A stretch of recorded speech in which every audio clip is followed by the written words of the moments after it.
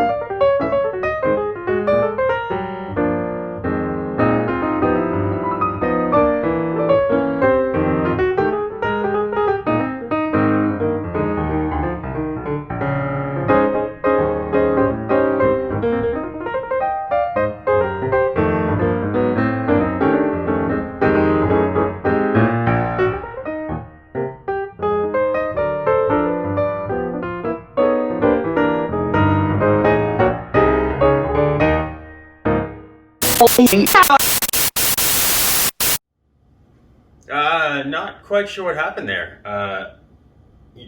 This is probably a little easier to use than a carrot. And you can get one of these. All you gotta do is like, subscribe, and share these videos, comment down below, and you'll be thrown into a draw and you'll get one of these bad Del Strong Shadow Black Series knives. Now, no more carrots. Let's use a real knife and finally get chopping.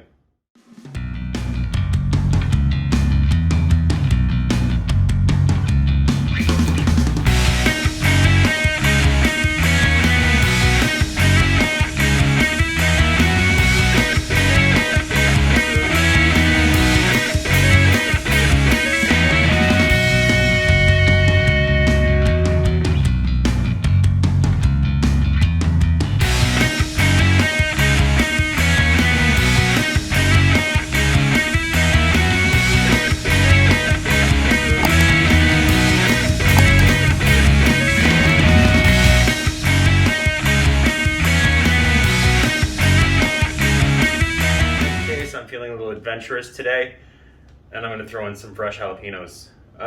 These bad boys are spicy, so use at your own risk, or whatever.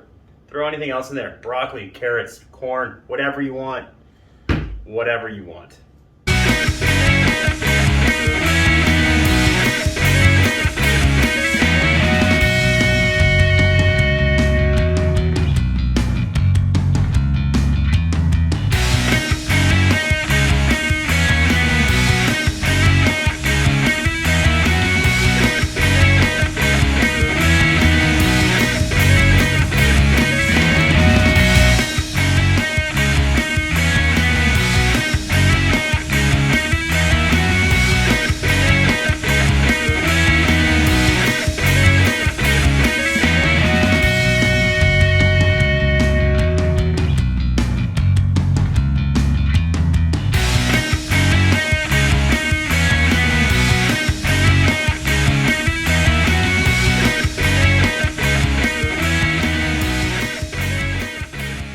So now that all your stuff is cut and chopped and done up, ready to go for you,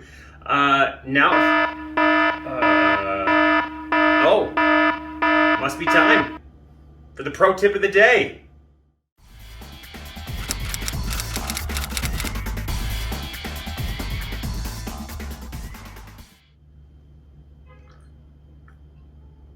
Oh, hello. Welcome to pro tip of the day. This one is a cool one. This is for all you vegans out there. Did you know the juice in chickpeas, this is the French side. Let me try that again. Did you know the juice from chickpeas is called aquafaba or aquafaba, whatever it is? You can substitute this stuff for egg whites or anything that really requires egg whites. You can make meringue, whipping cream, mayos. You can use it as a binder in your vegan brownies, whatever you want. But this delicious goop that comes in the can, don't throw it out. Save it if you're a vegan. It sounds like pee. Aquafaba, keep it. You can use it for anything that needs egg whites. And that is your pro tip of the day.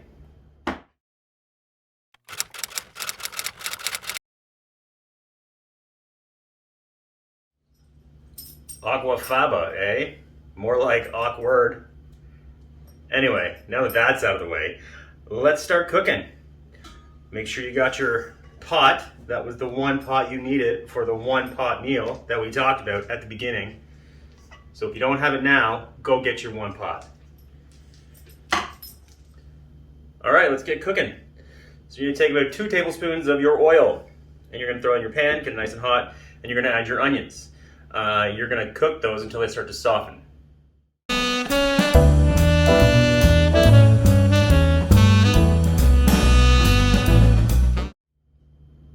Once your cooked onions are nice and soft, then you're gonna add your diced chicken.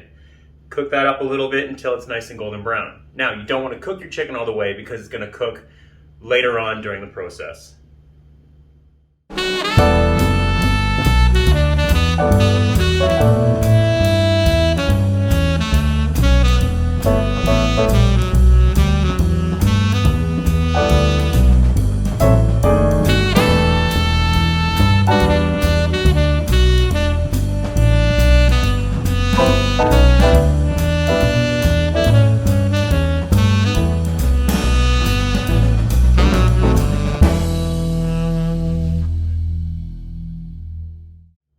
Now what you want to do is you want to take your chicken and your onions and kind of shift it to one side of the pan.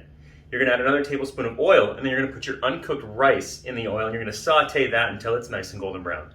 You're not cooking the rice, you're just going to saute and get a little bit of color in there. So about 2 minutes.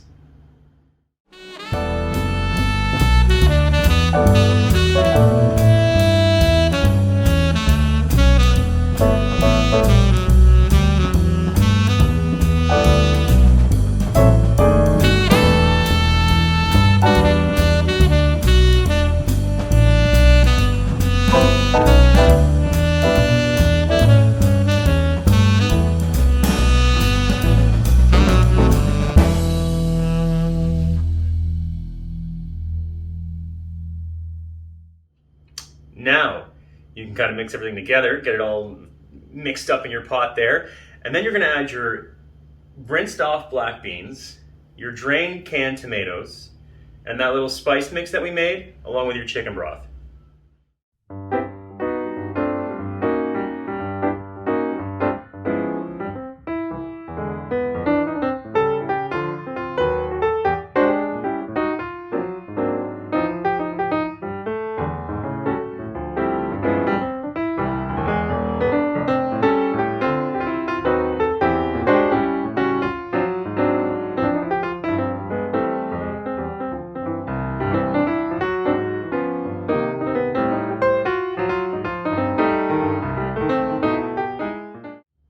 Now, once that's all in there, your chicken broth, your chicken, your rice, your black beans, your canned tomatoes, you're gonna turn it down to medium heat, put a lid on that bad boy, and let it simmer for about 20 minutes.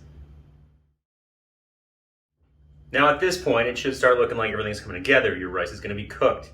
Your chicken's gonna be nice and golden brown. You're gonna have nice aromas coming off of that. At this point, you can taste a little bit, and if you need to, add a little bit of salt and pepper to taste. You don't really need much, because there's a lot of flavors in here already.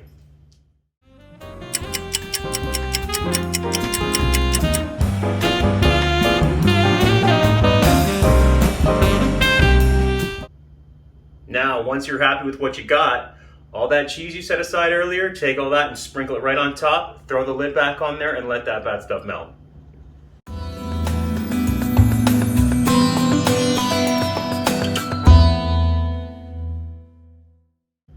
There you have it. Now, at this point, you can take it out of the pot, into a bowl, into a wrap, whatever you want to do. And you can garnish it now with your diced tomatoes and some green onions, some sour cream, and even some guacamole if that's your thing. It ain't mine. But if it's yours, do it. It's your house, not mine.